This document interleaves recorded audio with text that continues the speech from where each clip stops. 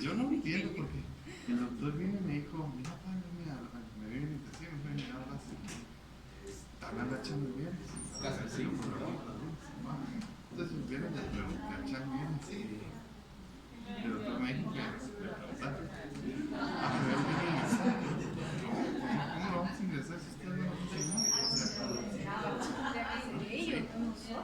La idea es que les preguntamos para ver cómo está su preparación, qué es lo que quieren hacer. No, es que los exámenes y los pues no sé, es que si no hay fecha, igual que no sabe que una semana y un igual exámenes tendrían que sacarse el test, porque eso no se puede operar. Sí. No, pero a ver, eso. Gracias. Y ahora no sé qué, pero yo sentí que es el doctor muy con ganas y yo creo que los fellows no con muchas ganas.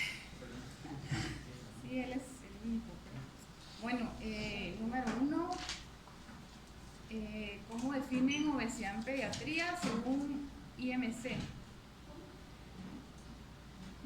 2, ¿cuáles son los 5 criterios de síndrome metabólico? 3,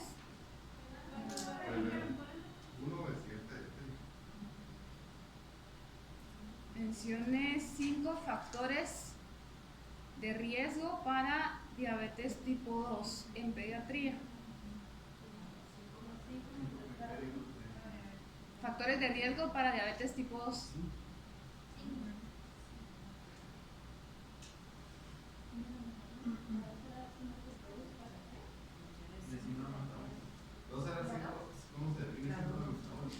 ¿Cuáles son los 5 criterios de síndrome metabólico?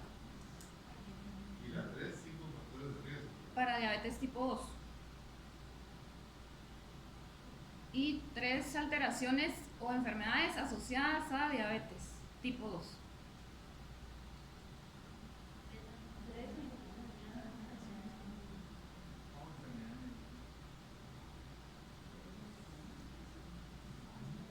Ya la nada, porque no la había llegado a respiración todavía.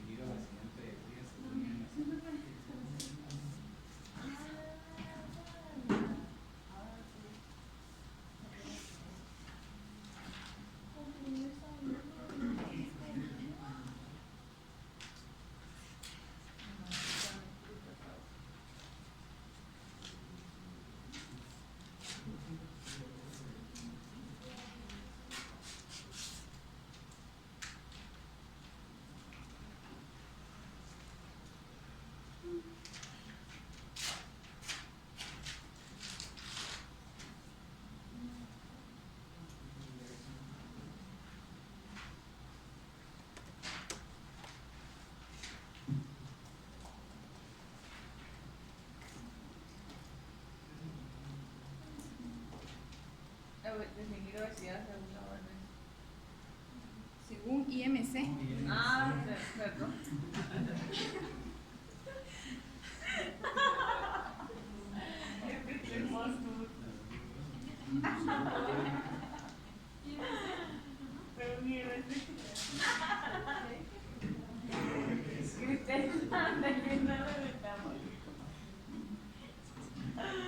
Ay, lo que estoy haciendo.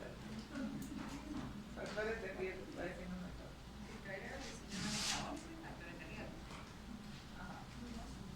Criterios de síndrome, de síndrome metabólico y 5 factores de riesgo para diabetes tipo 2. Eso. Y la última, 3 alteraciones asociadas a diabetes. Asociadas a diabetes tipo 2.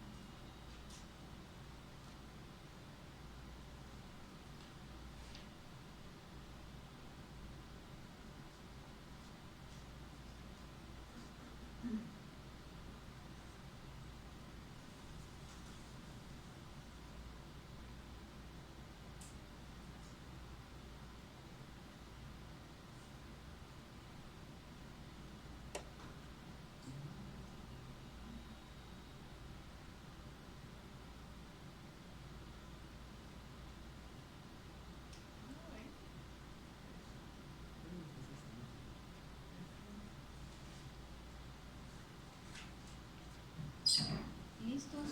¿Ya?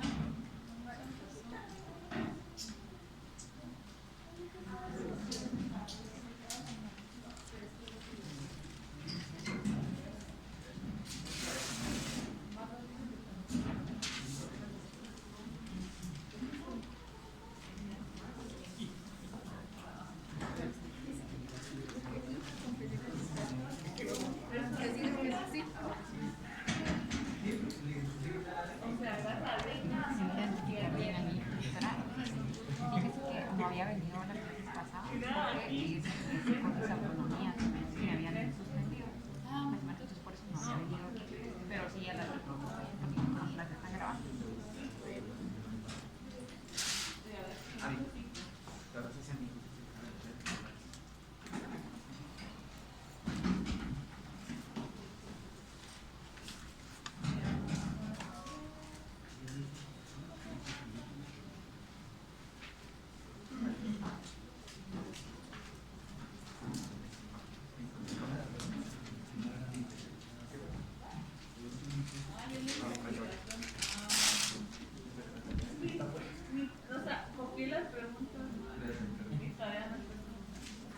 preguntar. Bueno, chicos, vamos a empezar.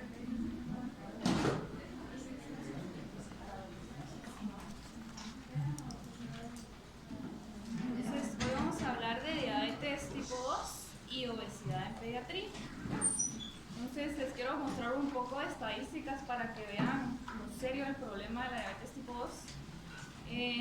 Cada 2 años la Federación Internacional de Diabetes saca un atlas actualizando las cifras de diabetes y cada vez son más alarmantes los datos en cuanto a totales de personas que viven con diabetes tanto en la adultez como en la adolescencia. Esta es una de las gráficas que ellos publican según regiones, ¿verdad? Vean que esta parte de abajo, el azul, que incluye Sur y Centroamérica, para el 2017 habían alrededor de 26 millones solo en Centro y Sudamérica viviendo con diabetes tipo 2, eso solo contando adultos de entre 20 y 79 años. Y para el 2019 ya había incrementado la cifra a 32 millones, de 26 a 32 millones en 2 años. Y se estima que para el 2045 van a ser solo 42 millones en nuestra región. Y a nivel mundial, para el 2019 ya eran 463 millones de adultos viviendo con diabetes tipo 2. Esta es la cifra según años, ¿verdad? Cómo ha ido aumentando. Vean que en 20 años, de hecho menos de 20 años, esa cifra se ha prácticamente triplicado. Para el año 2000 apenas eran 151 millones de adultos viviendo con diabetes y en 19 años vean lo que llevamos. O sea, eso es una exageración como ha ido en aumento y por eso de hecho es como una epidemia, es una epidemia, ¿no? La Organización Mundial de Salud lo refiere tanto a la obesidad como a la diabetes tipo 2, la epidemia pues, del siglo XXI, justamente por todo esto. Y vean que hasta 1 de cada 14 individuos van a tener intolerancia a la glucosa. Eso significa que van a tener una prueba de tolerancia oral a la glucosa alterada, ya sea en ayuno o a las 2 horas después de una carga establecida, como lo mencionamos en la clase pasada. El mapa que vimos era diabetes, ¿verdad? Sí, solo diabetes tipo 2. ¿Y por qué tanto el incremento que esperan en África? Fíjate que yo creo que tal vez tiene mucho que ver la mala alimentación que tienen, porque al final, y también la raza, porque la raza también tiene mucho que ver la etnia. De hecho, la raza negra, la raza latinoamericana tiene más factores de riesgo solo por ser latinos. Ahí van a ver más adelante en un cuadro que les pongo, en comparación, por ejemplo, a los norteamericanos puros, o a los americanos puros, o a los asiáticos.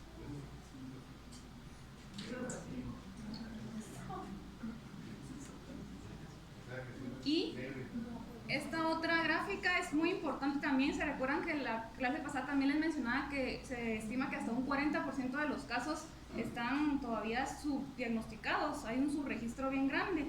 Se estima que alrededor de son 13.3 millones, es el estimado de pacientes adultos que viven con diabetes y que no están diagnosticados solo en Centro y Sudamérica, que es el puntito celeste que se ve acá. Y que vean que puede ser tan alto como en África, justamente, o tan bajo como en otras, ¿cuál es el más bajo? Tal vez este, que es Europa, porque probablemente hay más tamizaje. Ahora en el embarazo hay otra cosa muy importante, que en el embarazo lastimosamente muchas veces ya hay muchos factores de riesgo que pueden predisponer a que haya alteraciones en el metabolismo de la glucosa. Y como tal, claro que la diabetes gestacional eleva el riesgo de diabetes tipo 2 en un bebé, pero el simple hecho de tener una alteración en la glucosa o en la insulina, eso también lo va a elevar. Vean que hasta 1 de cada 6 nacidos vivos es afectado por hiperglucemias en el embarazo y muchas veces no son de hecho ni diagnosticadas ni tratadas, que básicamente esto sería con alimentación y actividad física. Y cuántas mujeres embarazadas que tal vez hasta ustedes mismos conocen en su mismo ambiente, familiares o amigas y demás, no llevan como la alimentación saludable, no hacen actividad física, cuando se embarazan ya tienen sobrepeso, ya tienen obesidad y eso eleva mucho el riesgo de diabetes gestacional o una simple hiperglucemia que va a ser constante durante el embarazo y que va a llevar a cambios en ese feto al nacer, en ese recién nacido, que vamos a ver más adelante. Y vean que hasta pues en todas las regiones casi que el más bajo es África, pero alrededor del 10%, en Centro y Sudamérica es 11.6% del riesgo de que un bebé sí se vea afectado por hiperglucemia durante el embarazo. La Federación Internacional de Diabetes como tal no tiene cifras actualizadas de tipo 2 en niños, justamente porque no hay tal vez tanto reporte, pero sí sabemos que países latinoamericanos, principalmente México, por ejemplo, de hecho en Estados Unidos también ya se ve mucho más frecuente, ha ido en aumento la cantidad de niños que presentan obesidad y que debido a la obesidad desarrollan diabetes tipo 2. Cada vez son más frecuentes los casos y cada vez se diagnostican más tempranamente. Entonces, estas dos se las puse solo comparativas para que vean como la incidencia, de diabetes tipo 1, que casi siempre se ha mantenido paralela, ¿no? a través de los años. Sin embargo, la de tipo 2 va en incremento casi siempre, de hecho, en algunas etnias, ¿verdad? No en todas, pero va a pasar eventualmente en todas. Y esta sí es específicamente de obesidad en niños, ¿verdad? Entre 5 y 19 años. Vean la parte acá de Centroamérica, está acá, Centroamérica, vean, esto es 1975 y vean 30% para el 2016. Y eso que es solo lo que está reportado, ¿verdad? En nuestro país, y no me dejarán mentir ustedes también, así como cuando vienen a la consulta externa o a la emergencia acá y pasa lo mismo afuera. Llega un paciente por una gripe, le tratan la gripe. Llega un paciente por una roncha en la piel, le tratan la roncha en la piel, y el paciente obeso. No le dicen que tiene obesidad, no le dicen que haga ejercicio, no le dicen que se alimente mejor. Entonces cada vez más lo dejamos pasar porque lo vemos normal, cuando no debería ser así. Debería detectarse tempranamente para evitar complicaciones a largo plazo. Y estas son también otras como enunciados o cifras que menciona este atlas actualizado del 2000, estas estaban al 2019, que aproximadamente 4 millones de adultos fallecen por complicaciones de diabetes al año. Y eso se estima que es una muerte cada 8 segundos por alguna complicación de diabetes. La mortalidad es mayor a otras mortalidades como por VIH, tuberculosis, malaria y otras enfermedades crónicas. Y la muerte prematura y discapacidad debido a diabetes se asocia a un impacto económico negativo en todos los países.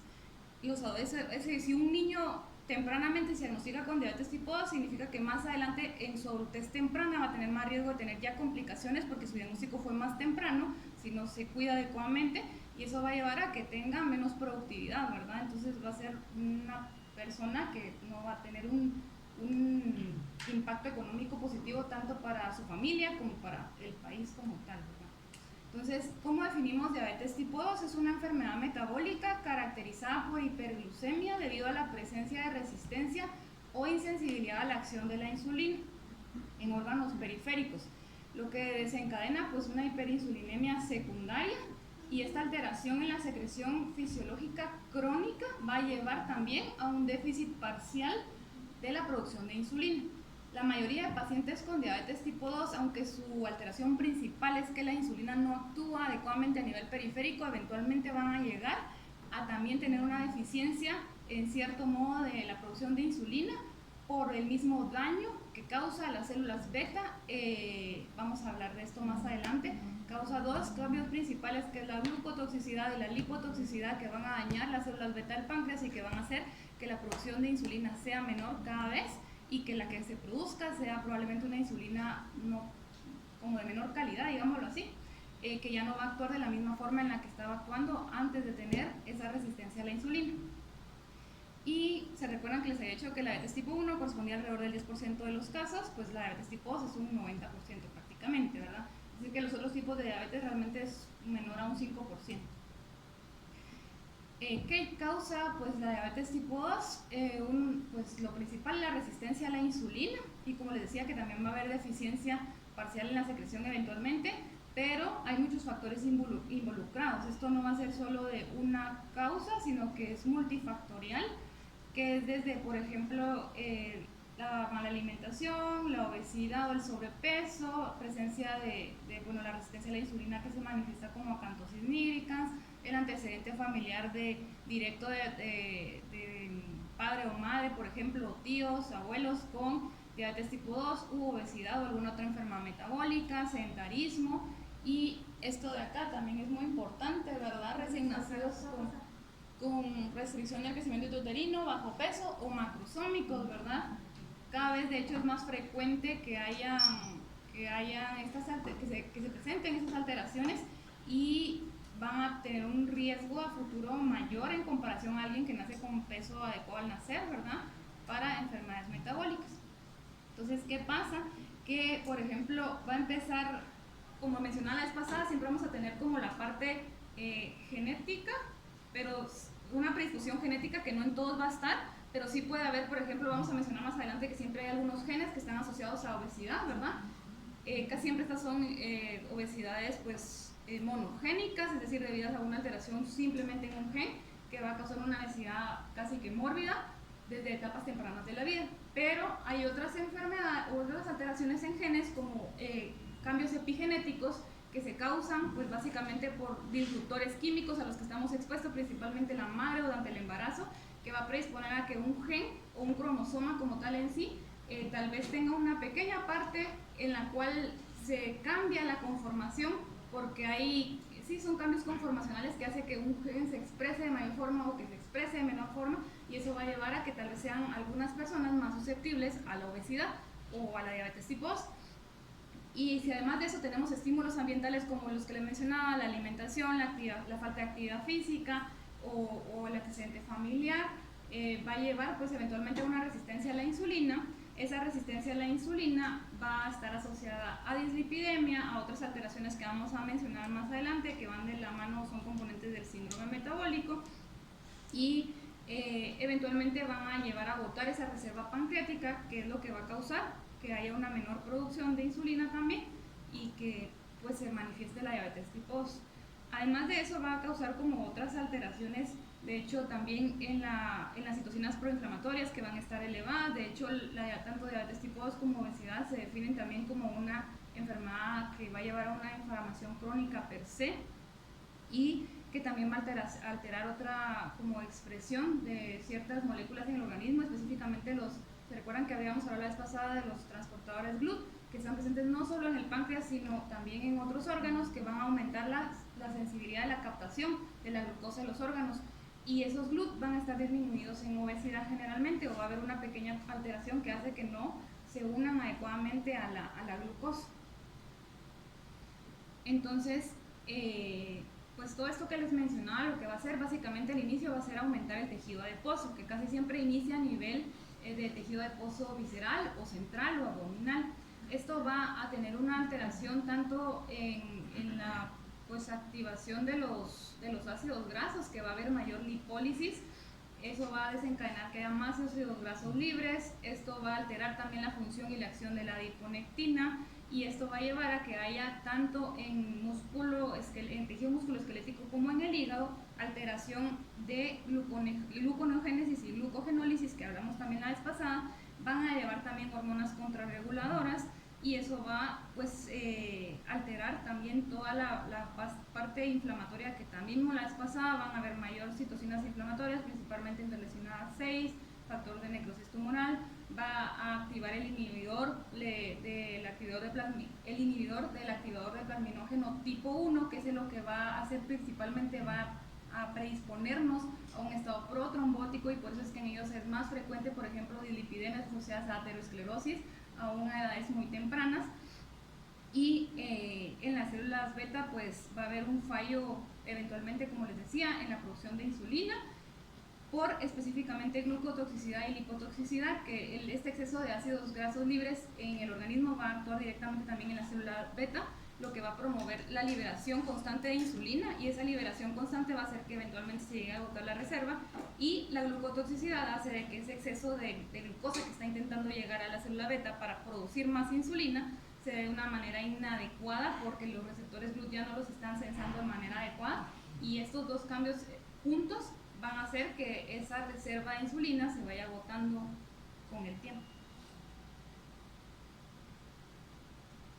Bueno, factores asociados a diabetes tipo 2, hay modificables y no modificables. Dentro de los no modificables podemos mencionar historia familiar de diabetes, principalmente de primero y segundo grado, papás y abuelos principalmente, el ser hijo de madre diabética, o haber tenido diabetes gestacional a mamá en el embarazo, o simplemente haber tenido hiperglucemias como lo mencionábamos antes, o que aunque no haya tenido ese diagnóstico, ese niño haya sido macrosómico al nacer, pues la principal causa va a ser probablemente por hiperinsulinemia durante ese embarazo. Entonces, aunque no se tenga el diagnóstico claro de diabetes gestacional, el haber sido macrosómico ese bebé al nacer, pues ya es un factor de riesgo para diabetes más adelante. El incremento ponderal de la madre durante el embarazo mayor a 10 kilos o a 12 el promedio. Esto va a depender del IMC que tenga la mamá antes de quedar embarazada, ¿verdad? En base a eso se ve cuánto debería de aumentar de peso, y mientras más alto sea el IMC de la mamá cuando queda embarazada, menos es la cantidad de peso que puede aumentar durante el embarazo, y casi siempre el promedio es esto, 10 a 12 kilos. Si aumentan más de eso, generalmente ya conlleva un riesgo. Además de eso, el bajo peso al nacer o haber sido restringido al nacer, ausencia o una lactancia materna menor a 6 meses, la etnia, ¿verdad? Que les decía que, por ejemplo, los latinos somos tenemos más predisposición, y dentro de los que sí podemos modificar, la presencia de sobrepeso u obesidad en ese niño, los malos hábitos de alimentación, el sedentarismo, la presencia de algunos de los componentes de síndrome metabólico, esteatosis hepática y síndrome ovario poliquístico, que son dos alteraciones muy frecuentemente asociadas a obesidad, el tener prediabetes y acantosis nígrica. Entonces, todos estos de acá abajo son los que nosotros debemos detectar, identificar y tratar a tiempo, ¿verdad? O revertir a tiempo para poder evitar que eleve el riesgo de diabetes tipo 2, más cuando sí tenemos factores no modificables fuertes, ¿verdad? Y vean que hasta, a diferencia de la tipo 1, donde tal vez sí había mayor riesgo de tener diabetes tipo 1 cuando teníamos algún familiar directo, pero no era tan elevado como en diabetes tipo 2. Casi siempre si tenemos ambos padres, por ejemplo, con diabetes tipo 2, el riesgo de que es un factor de riesgo muy importante, hasta un 50% de los casos puede llegar a tener de desarrollar diabetes tipo 2 ese niño, más si tiene otros factores asociados. Existe esta hipótesis que se ha comprobado, o sea, esta fue propuesta hace más de 60 años y fue estudio comprobada por múltiples ensayos y publicaciones, ¿verdad? En la cual nos dice que la hiperglucemia materna constante durante el embarazo va a tener un paso transplacentario de la glucosa que va a llevar a estimular las células beta del páncreas del bebé, que va a hacer que produzca mayor cantidad de insulina, y eso va a incrementar o alterar todo el metabolismo de lípidos y de la glucosa en el bebé, que al final nos va a llevar a macrosomía fetal. Pero ¿qué pasa? Que cuando esto está alterado en el feto, como se da también otras alteraciones, pues al final inflamatorias, puede llegar a que ese bebé nazca antes de tiempo. De hecho, una de las complicaciones principales de un hijo de madre diabética es que o sea aparte macrosómico o que sea un parto prematuro. Y cuando es prematuro, si además la mamá tenía otro factor de riesgo, pues van a ser restringidos o bajo peso. Es decir, que eso no descarta el hecho de que no haya tenido también hiperinsulinemia durante el embarazo. Y esto además va a elevar óxido nítrico, producción de óxido nítrico, de especies reactivas de oxígeno, que va a causar principalmente disminución en la biodisponibilidad de antioxidantes en ese embarazo, en la placenta y en el bebé, que va a llevar a daño de los vasos umbilicales, disfunción endotelial tanto en mamá como en bebé, predisposición a enfermedades vasculares metabólicas a largo plazo, va a alterar la circulación fetoplacentaria y la placenta, ¿verdad? Que también la va a alterar. Entonces son bastantes cambios y básicamente todo por glucosa elevada en la madre. Vean esta imagen en la cual podemos ver de este lado, importante, que nos eleva más el riesgo relativo de presentar diabetes tipo 2 a largo plazo si tenemos bajo peso o tenemos peso mayor a 4 kilos o menor a 2.5 kilos. Vean, son esos puntitos negros de acá, cómo eleva el riesgo relativo de presentar diabetes tipo 2 en alguna etapa posterior de la vida, porque esta revisión sistemática de hecho incluye más de 60,000 pacientes, juntando todas las revisiones que hicieron, publicaciones que revisaron, y entonces eran ya adultos de hecho, y sí aumentaba a la hora de revisar, por ejemplo, el peso al nacer. Estos dos eran como muy importantes y sí tenía una asociación directa con desarrollo de diabetes tipo 2 más adelante en la adultez.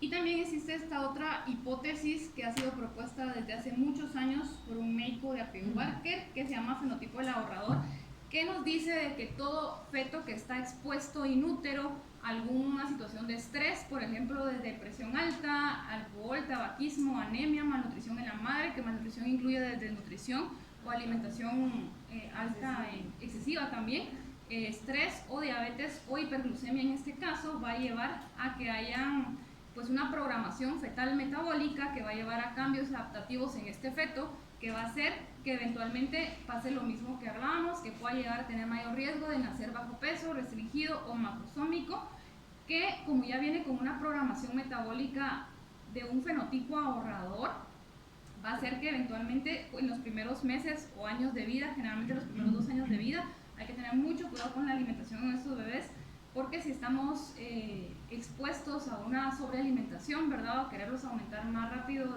o quererlos recuperar más pronto, van a desencadenar con más frecuencia resistencia a la insulina, no solo en esa etapa, sino más adelante en la infancia.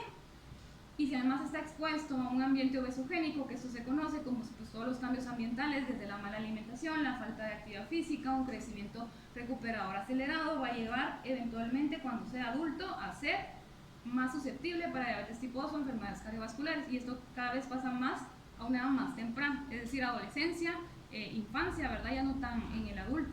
Esta de hecho es una hipótesis de las enfermedades las enfermedades metabólicas, del origen fetal de las enfermedades metabólicas del adulto, que cada vez de hecho es más frecuente a edades más tempranas. Y eso se vuelve como un círculo vicioso en el cual va a haber obesidad o diabetes gestacional o hiperglucemia materna, va a haber alteración en el peso del bebé, y eso va a llevar a obesidad más adelante en la infancia, y cuando sean adultos también a resistencia a la insulina, obesidad o diabetes tipo 2, y así se vuelve un círculo vicioso del cual si no rompemos nosotros con el bebé o con la mamá, se va a seguir dando. Ahora hablemos un poco de algunos factores. Bueno, esta es una publicación que se hizo en Lancet hace un par de años, que era dedicada específicamente solo a lactancia materna, y en esta justamente nos dice que la duración más prolongada de lactancia materna se asoció con una reducción del 13% de las probabilidades de prevalencia de sobrepeso o obesidad en pediatría, y además una reducción de hasta el 35% de incidencia de diabetes tipo 2. Entonces vean qué importante es la lactancia materna, ¿verdad? Uno de los beneficios de hecho es eso, justamente disminuir el riesgo de, es como un factor protector, digamos, para diabetes tipo 2 en algún momento de la vida, no solo de la infancia, sino más adelante de adultos. Y bueno, de estos que son los modificables, hablemos un poquito. La obesidad, ¿verdad? Como decía, cada vez es más frecuente. De hecho, mientras más temprano se detecte, probablemente va a ser más fácil revertirla, pero hasta el momento, según cifras de la Asociación Latinoamericana de Diabetes, alrededor de cada 8 de cada 10 niños con obesidad van a seguir siendo obesos en su adultez si no se hace algo a tiempo. El bajo peso, como les decía, también está muy de la mano del mayor riesgo de obesidad o de diabetes tipo 2, porque tiene mucha asociación con los componentes también del síndrome metabólico. Este es un estudio que se hizo, de hecho, donde yo me formé, que se compararon niños obesos con bajo peso y con peso al nacer normal, y vean los niveles de insulina basal y a las 2 horas de los niños que tenían obesidad, o sea, eran pares iguales, solo que uno tenía el antecedente de bajo peso al nacer, y vean las cifras de insulina cómo significativamente elevan. De hecho, se tuvo un resultado estadísticamente significativo, ¿verdad?, en cómo sí está asociado esa resistencia a insulina solo por el antecedente de bajo peso al nacer, y que una forma de detectarlo tempranamente, pues clínicamente, es por la catocinídricas que podemos evaluar en todos estos pacientes. Diagnóstico: los síntomas van a ser similares a los de diabetes tipo 1, más ganas de orinar, más irritabilidad, pérdida de peso, mayor sed, debilidad, fatiga, cambios en el apetito, desde más hambre o pérdida del apetito. Los criterios son prácticamente los mismos. Recordemos solo que acá es tal vez mucho más frecuente en algún momento detectar prediabetes, entonces tenemos que conocer los rangos, ¿verdad? Entre 100 a 125 glucosa en ayuno, 2 horas poscarga entre 140 y 199, y una hemoglobina glicosilada entre 5.7 y 6.4.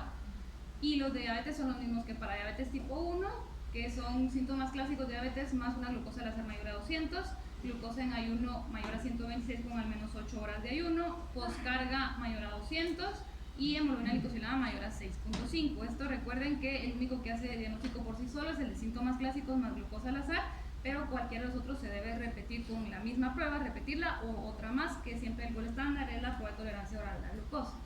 Ahora, un anuncio nada más. Sí. Cuando te no se vaya, no te vas a hacer un anuncio, no lo habéis visto. Todo minutos nada más. Despertar de alarma.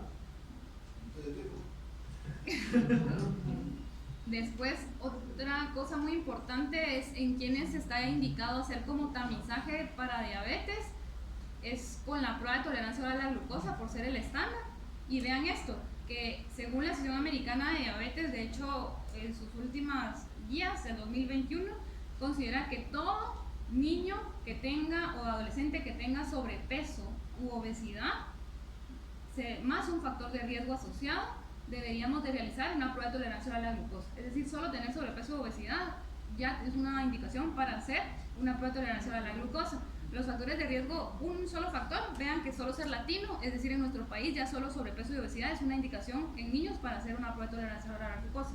Y aparte de eso, si hubiera algún otro factor como el antecedente materno de diabetes gestacional, como el antecedente familiar de un familiar de primer grado o segundo grado, o algún otro dato como resistencia a la insulina o condiciones asociadas como la hipertensión, dislipidemia, ovario poliquístico o haber tenido antecedente de ser bajo peso al nacer, pues esto eleva también la alarma, ¿no?, para hacer ese tamizaje en estos niños.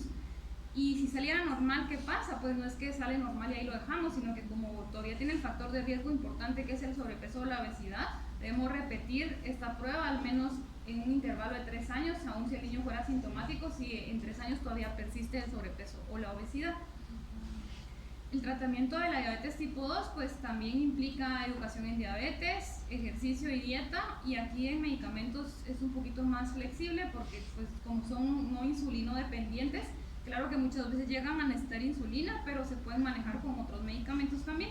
Como hasta el momento más bien solo están aprobados el uso de metformina y de ciertos análogos de GLP-1 como el liraglutide en pediatría a partir de los 10 años.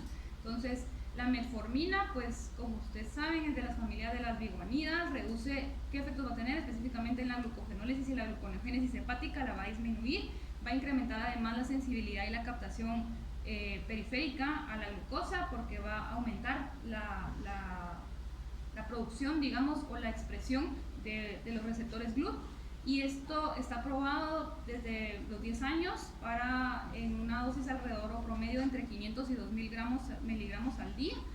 Hay niños que se diagnostican más tempranamente y ya sea porque tengan prediabetes, tengan resistencia a la insulina o ya tengan diabetes tipo 2, se puede usar antes, sí se puede usar, sí se ha usado, pero como cada vez es más frecuente en niños más pequeños, por esto es que cada vez es más frecuente su uso más temprano, a pesar de que esté aprobado a partir de los 10 años. La insulina, pues también se puede utilizar, casi siempre se llega a necesitar insulina basal, más frecuente que de acción rápida. La dosis va a ser generalmente menor, entre 0.3 y 0.5 unidades kilo día, y su uso casi siempre suele ser transitorio al inicio o al debut, no suelen ser dependientes de insulina, ¿verdad? Una vez mejoran un poco tal vez el peso o los hábitos, van disminuyendo los requerimientos de insulina. La metformina pues sí tiene algunas contraindicaciones, principalmente cuando hay una enfermedad renal crónica ya terminal o una tasa de filtrado glomerular menor a 30, no se recomienda su uso, ahí sería ideal mejor utilizar insulina, o una insuficiencia cardíaca, o básicamente, estar en un estado crítico, ¿verdad? Como un paciente intensivo, por ejemplo, mejor tal vez iniciarla ya cuando esté un poco más estable. Y efectos adversos, básicamente son gastrointestinales la mayoría. Y el otro es el liraglutide. El liraglutide es un análogo de GLP-1. El GLP-1 es un péptido tipo 1 similar al glucagón, que es una incretina. La incretina como tal es una hormona que se produce a nivel del intestino en respuesta a la ingesta de alimentos.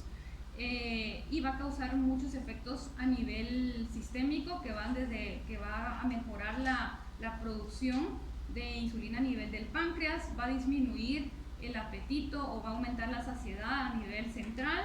Además de eso, va a disminuir la gluconeogénesis a nivel del hígado, va a aumentar como esa sensación de saciedad también a nivel estomacal, y va a aumentar la captación de glucosa a nivel periférico. Está aprobado también por la FDA a partir de los 10 años. La dosis va entre 0.6 y 1.8 miligramos día. Este también es inyectado, similar a la insulina. La dosis generalmente es una al día y generalmente suele utilizar combinado, ya sea con metformina o con insulina, no como terapia única. Hay contraindicaciones también, que es una enfermedad renal crónica estadio 5, una insuficiencia hepática, si el paciente, el adolescente está embarazada, si hay ICC o gastroparesia, porque si suele tener efectos gastrointestinales muy marcados. Y el costo es la única limitación, creo yo, porque si, por ejemplo, una pluma de estas está como alrededor de 1000 quetzales y nos dura, dependiendo de la dosis, aún teniendo una dosis alta, nos duraría como alrededor de unos 15 días tal vez. Es decir, que al mes son como 2000 quetzales. Complicaciones crónicas de diabetes tipo 2, según el mal control, ¿verdad? Esto va a depender de qué tan controlado esté, puede llegar a no tenerlas, igual que diabetes tipo 1, pero si hay mal control, pues esto va a aumentar el riesgo de que eventualmente las presentemos a 5 o 10 años o más adelante.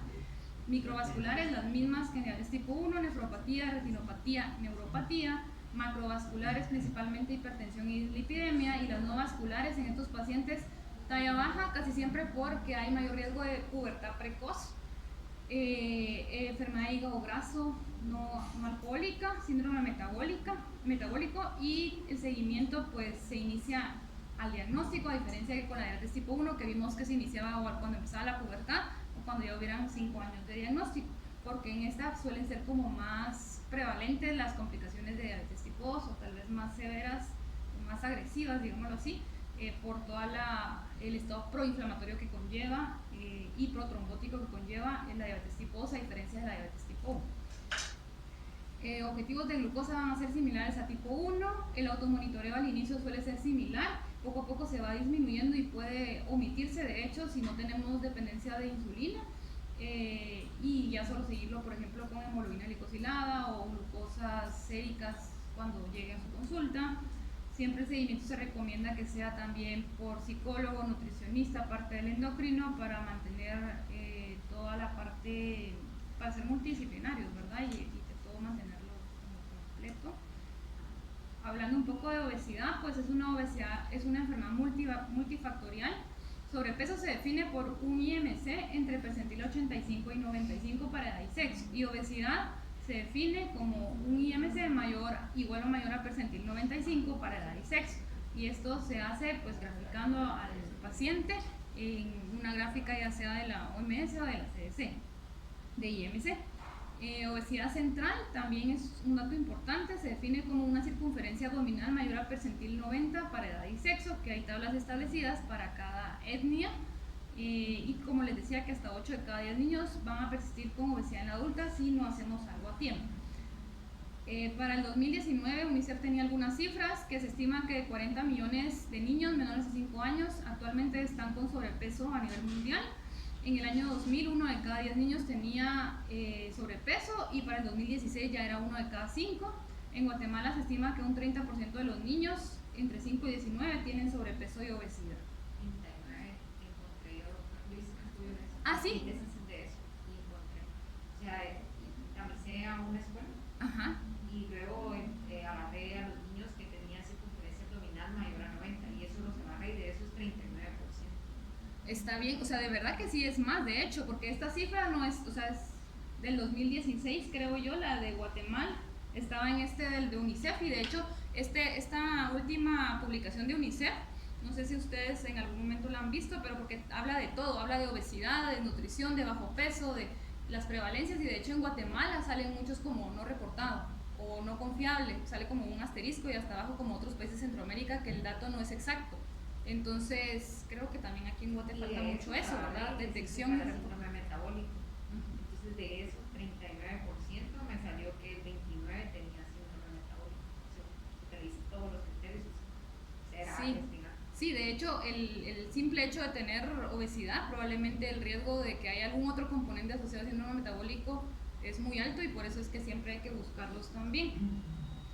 Factores de riesgo pues son demasiados, como ya mencionamos, que siempre igual los que ya mencionamos, como la dieta, exposición a algunos medicamentos, la actividad física, los cambios que pueden haber epigenéticos, que esto va a predisponer a cambios en adiponectinas, en leptina, a nivel de grasa visceral, va a dañar los adipocitos y nos va a llevar a que haya pues obesidad, que al final no es tan simple como solo como mucho y no hago ejercicio, no se reduce a eso, ¿verdad? Vean en esta imagen cómo es que implica muchos otros factores que puede llevar a alteraciones o a predisponernos a obesidad.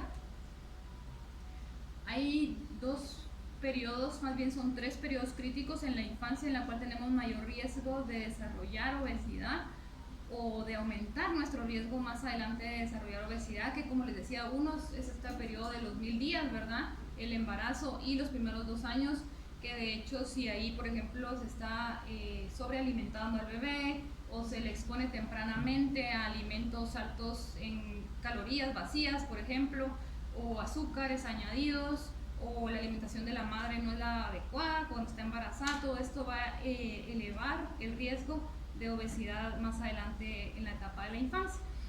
¿En qué etapa? Generalmente alrededor de los 4 a 8 años, que es un amplio rango, pero específicamente como a los 7 o 8 tenemos un cambio como por la etapa en la que están los niños, que se suele dar lo que se llama rebote adipositario, que se da, digamos, si ya tenemos esos factores de riesgo y si además el niño ya estaba en sobrepeso, probablemente eleve más. Entonces, en esa edad es como muy crítica, debemos de dar una buena alimentación, actividad física para evitar que se dé en exceso, digamos, o muy marcado ese rebote adipositario que casi siempre todos los niños que tienen algún factor materno o inútero lo van a tener, solo que unos lo van a dar en menor proporción, que pueda no llegar a ser significativo para dar un índice de masa corporal mayor. Y el otro es en la adolescencia, porque también cambian ciertos hábitos y además hay mayor resistencia a la insulina fisiológica por mayor producción de hormona de crecimiento y también de las hormonas sexuales. Y esta tabla viene de hecho en uno de los documentos que están en su bibliografía, que vean que son todos los factores de riesgo que pueden estar asociados postnatales a obesidad en la infancia, que son pues demasiados, ¿no? Ya ven que no es solo de verdad la alimentación y el ejercicio, sino que implica bastantes factores de riesgo. Síndrome metabólico, pues básicamente se define como un conjunto de alteraciones metabólicas que elevan el riesgo para DM2 y se puede diagnosticar a partir de los 6 años en pediatría. Incluye estos 5 criterios, que básicamente es obesidad central, elevación de triglicéridos, hipertensión arterial, glucosa alterada ya sea en ayuno o a las 2 horas y disminución de colesterol HDL. Esos son los 5 componentes básicos de síndrome metabólico, pero que además suele estar asociado a otras alteraciones que como tal no son criterio, pero sí van de la mano, que es la resistencia a la insulina, esteatosis hepática, síndrome de ovario poliquístico y prediabetes, que bueno, que ya entraría como glucosa alterada. La definición de síndrome metabólico es variable según de dónde no hay un consenso de síndrome metabólico en pediatría, pero por ejemplo la Federación Internacional de Diabetes tiene esta definición que generalmente lo define a partir de los 10 años. Ellos dicen que entre 6 y 10 no se puede definir porque es muy variable, tanto por lo mismo de que va cambiando el cuerpo, ¿verdad? La cintura, el rebote depositario que se da, los niveles de lípidos y todo, entonces ellos no lo estandarizan hasta después de los 10 años. A partir de ahí toman criterios que es una obesidad como mayor a percentil 90 de circunferencia abdominal y 2 o más criterios. Ellos toman de cajón esa obesidad central, que es la glucosa alterada, toman ya como puntos de corte específicos como para la presión mayor de 130-85, la glucosa en ayuno, triglicéridos en ayuno mayor a 150 y HDL menor a 40. Y mayores a 16 años, ellos dicen que pues ya se pueden tomar criterios de adulto, que es diferente, ¿no? Y están estos otros que son tal vez después de la Federación Internacional de Diabetes, los que son como también bien confiables, que son los de la ATP3.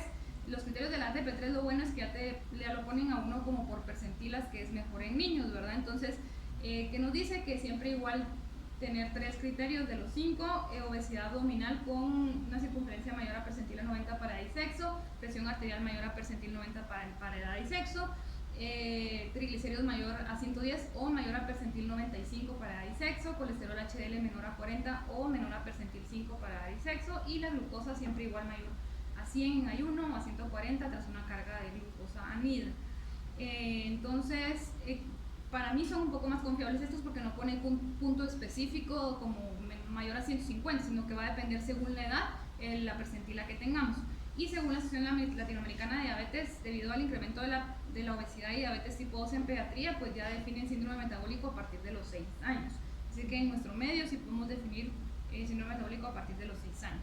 Estas dos tablas, una es de cintura, que es de la Federación Internacional de Diabetes en pacientes latinoamericanos, específicamente en mexicanos, que es la que podemos tal vez tomar para nosotros, y la otra es de perfil de lípidos según percentila, según edad y según sexo, que cambian los niveles si son niñas o niños y según la edad en la que estén.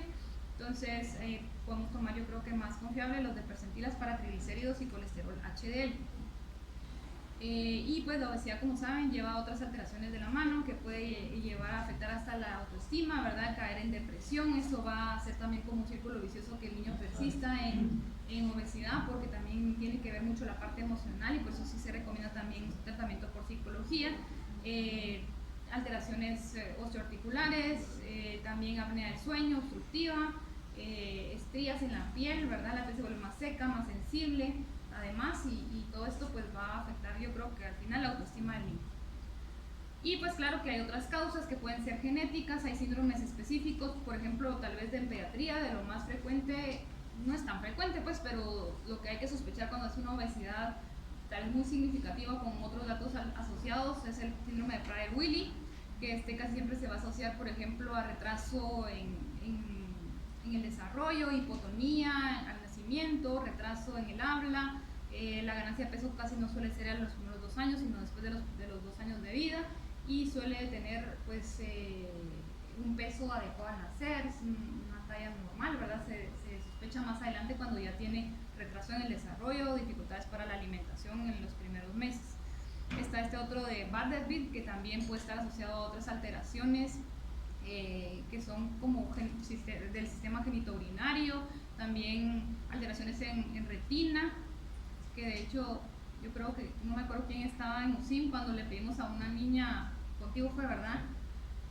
Que justamente por eso les pidió que les evaluaran oftálmo, porque muchas de estas suelen estar asociadas a retinitis pigmentaria, muchos síndromes monogénicos que pueden alterar pues la producción de leptina, grelina y demás, que te favorece el aumento de peso así significativamente. Y otras alteraciones como uso de medicamentos, el síndrome de Cushing, que puede ser iatrogénico por uso de esteroides, trastornos de la alimentación también, en niñas que son más frecuentes, ¿verdad? Y pues está asociado, miren, que a muchas comorbilidades asociadas, que fueron como las que les pregunté, pero pues esto es variable también, ¿verdad? Dependiendo qué tan grave sea la obesidad o qué tanto tiempo lleve establecida en el niño. ¿Qué estudios de gabinete vamos a solicitar? Idealmente siempre glucosa e insulina, la protolerancia a la glucosa, perfil de lípidos, pruebas hepáticas, porque si están más elevadas pues va a elevar nuestro riesgo o sospecha de hígado graso, y pues otras pruebas que podemos ir complementando según sea la clínica del paciente. Hay un como índice muy importante que es de HOMA, que se llama de HOMA, que nos dice indirectamente qué tan severa es la resistencia a la insulina, que básicamente es por una fórmula que multiplicamos glucosa por insulina en ayuno, dividido una constante que es 405, y esto lo normal debe ser menor a 2.5 en prepúberes y menor a 3 en púberes, y si está mayor a eso, pues eso nos dice que nuestro riesgo o nuestra resistencia a insulina pues sí está significativamente elevado. El tratamiento de la obesidad básicamente es mejorar un poco la alimentación, la educación nutricional. Se está comprobado con la disminución mínima de 200 a 250 kilocalorías al día, más asociación a ejercicio, a terapia conductual si fuera necesario y a medicamentos si fuera el caso también, ayuda a mejorar hasta un 5 al 10% de esa obesidad al inicio, ¿verdad? Cuando empezamos todo. Los primeros 6 meses casi siempre en pediatría se sugiere empezar con cambios de hábitos y no iniciar el tratamiento, pero claro que es individualizado según factores de riesgo al inicio si decidimos o no iniciar tratamiento. La meta pues va a ser esto que les comento, una pérdida de peso inicial en los primeros 6 meses de 5 a 10%, y además de eso se debe asociar a otros cambios, por ejemplo en las horas de sueño, en la actividad física, en los tiempos de comida, en los horarios, ¿verdad? son como muchos cambios ambientales o de hábitos que tenemos que realizar en estos niños. Medicamentos para obesidad, específicamente en pediatría, están aprobados únicamente el Orlistat y la liraglutida. La liraglutida, que es el que vimos en diabetes tipo 2, es una incretina que va a tener muchos efectos, y como tiene un efecto muy importante a nivel central que disminuye el apetito y aumenta la saciedad, esto sí se usa en obesidad, también está aprobado a partir de los 10 años, y el Orlistat también a partir de los 12, pero sin embargo ya casi está como en desuso por todos los efectos secundarios que tiene, y los demás no están aprobados todavía en pediatría. Y lo otro es la cirugía bariátrica, que también pudiera optarse en algunos adolescentes, pero es como de última instancia tal vez, no todos los pacientes son candidatos de hecho a cirugía bariátrica. Hay que hacer un estudio como socioeconómico y psicológico y en general bien completo antes de poder someter a un paciente a una cirugía bariátrica, porque además de, digamos, no es solo operarlo y ya, sino que debemos que garantizar que después de la operación vaya a mantener su estilo de vida saludable para tener efectos positivos a largo plazo, si no, pues básicamente va a volver a caer en lo mismo. Y pues como conclusión, la diabetes tipo 2 es una epidemia, por lo que debemos implementar estrategias de prevención en pediatría, ustedes de primer contacto con los niños. La obesidad pues es uno de los principales factores para diabetes tipo 2, sin embargo no el único, pero es uno de los modificables, por lo cual siempre tenemos que tenerlo en cuenta para prevenir ese siguiente paso, y siempre todo está en el punto, creo yo, en detectarlos y abordarlos tempranamente para cambiar hábitos y disminuir su riesgo a largo plazo de desarrollar diabetes tipo 2. Estas son las dos páginas que, bueno, una la que les comenté la vez pasada y una de diabetes tipo 2, donde ustedes pueden encontrar información en general de todo en relación a diabetes, desde alimentación, actividad física, complicaciones, demás, y para familiares creo que está bastante completa y entendible. Bueno, ¿tienen alguna pregunta?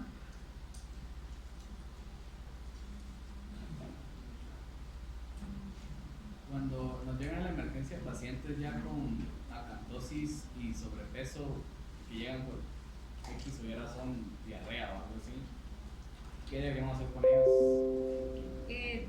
Decirles, ¿verdad?, de que sí tiene un problema, que es la acantosis, que eso sí generalmente va asociado a resistencia a la insulina, y que hay que hacer cambios en el estilo de vida, que hay que disminuir, por ejemplo, alimentos altos en azúcares, más que todo casi siempre se suele ser en niños en bebidas, bebidas azucaradas como aguas gaseosas, jugos y demás, aumentar actividad física, mejorar horas de sueño, y básicamente si está en sobrepeso, por ejemplo, podría solo darle esa recomendación de hábitos. Si ya estuviera en obesidad y tuviera acantosis, lo ideal sí sería referirlo a la COEX de pediatría, ¿no?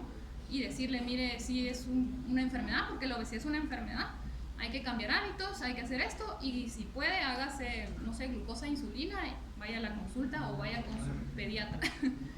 Pero sí decírselos, porque muchas veces tal vez los papás, como no lo saben y nadie se los dice, ellos como que si estuviera normal, ¿no?